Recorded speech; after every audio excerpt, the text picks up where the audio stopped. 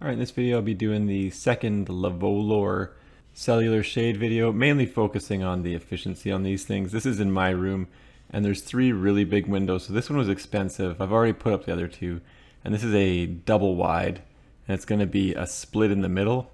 I think it's about 92 inches across, so I've already done this window, and you can see before the shades that the neighbors could kind of see into my bedroom a little bit, or a lot, I guess.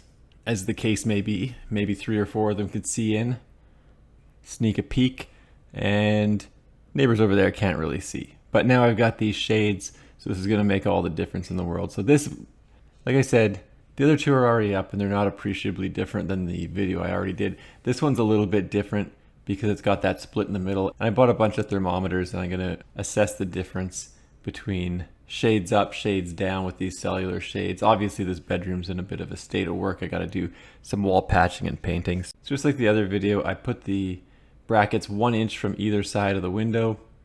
There's an oval hole in the mounting brackets and that's where the screws go. And then I do mount the brackets flush with the forward edge of the window. And then I mark where the screws are going to go, pre-drill it, and then just put in the 2 screws. It's pretty straightforward. And then I use a straight edge, in this case a level, to just make sure that the bracket is in line with the forward edge of the window. A couple things to note: there are 2, I guess, raise and lower mechanisms on this thing, so you just got to avoid those when you're putting up the brackets, which is pretty easy. I'm going to put the brackets 3 inches off center on either side, so 1 inch from the right and left on the far side, and then the middle 3 inches off center. Maybe it would make sense to stagger them evenly, but seems to be working. Didn't fall down. I'm happy with it. And those brackets go in the same way. Mark 2 holes, drill them, and then just make sure that the forward edge is in line with the forward edge of the window. And then the blind can just snap into place. So it comes in on an angle. This was a little bit harder with the 4 brackets. Probably would have been easier to do with 2 people. Basically, I get the center 2 brackets in position first, clip them into place, and then on the far right side, clip that one into place. And then the far left side still needs to be done. So a little bit more difficult than a single shade, mainly because the top piece is slightly floppy, and when it's that long, it sort of bends down and becomes difficult to snap into place by one's self. And you get these little plastic tabs to go on the bottom, so you can grab onto those to raise and lower the blinds. And like I said, I do need to still paint the wall, so that's why we got them color swatches up. We'll see what we decide. So obviously the room was in full light, and this is what it's going to look in full darkness. So again, you do get the halo effect around the windows. I don't think you could avoid that really, but it's not direct light. It's more like a glow because it's sort of the reflection of the light hitting the plastic. So it's not exactly like broad daylight. It's not too bad. They do a good job of darkening the room, even though they're not blackout shades.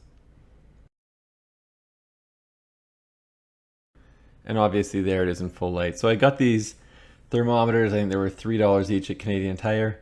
I put them up for about an hour. So in the daylight, in the sun, it's at about 27 degrees Celsius, 80 degrees Fahrenheit. So that's sort of on the window ledge.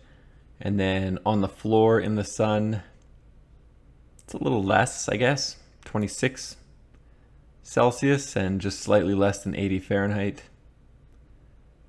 Definitely the wood is warm in the sunlight. And then I just grabbed a control one that's just out of the sun completely, and it's at, I don't know, what is that, 25 Celsius. And just for reference, my thermostat in the house is set at 22 Celsius. So those were there for about an hour, and then I closed the blinds, and then I let it sit for about an hour again. This one changed the least, so it was really only about a 2 degrees Celsius drop for this thermometer. But the 2 that were actually over here in the sun, and maybe it's because they're just lower in the room, were actually bigger drops. So that's about 22 Celsius, so 70 Fahrenheit. And this one, it's about the same, about 22 Celsius, which is about 70 Fahrenheit. So almost a 10 degree Fahrenheit drop.